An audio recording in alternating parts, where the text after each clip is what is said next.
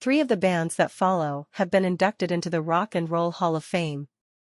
There is a bit of mystery about the one that hasn't. Okay, that one is REO Speedwagon, because they seem like the kind of band the Rock Hall would want to enshrine.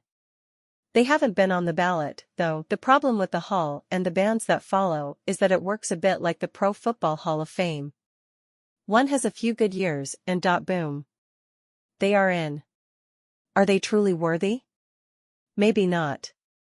Each of the bands below did have some snappy tunes, but how the groups ended up is another story. Anyone should be able to make a couple of excellent albums, but sustaining greatness is a different issue. The following musical artists could not. As Fleetwood Mac devotees will know, the group began in England as more of a blues rock band. They were actually pretty good, but that was not going to bring in the coin.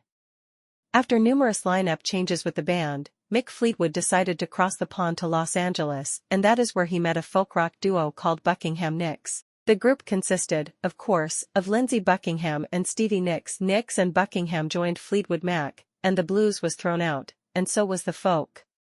Instead, the group churned out self-important music that gained a lot of radio play and fooled people into thinking their songs about band members being in relationships with themselves was good. It was glossy, overproduced rock-like drivel that had no soul. Chicago. The same can be said of Chicago as Fleetwood Mac to some degree. Peter Cetera and the boys were not bluesy, but they did try their hand at some prog rock and jazz rock. They at least attempted to do something different than the sad music they would churn out in the 1980s.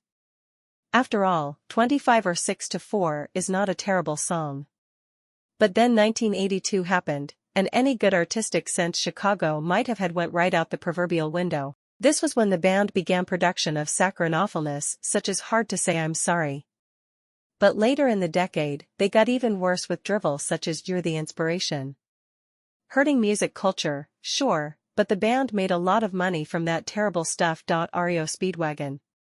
In the late 1970s through 1981, REO Speedwagon was not bad.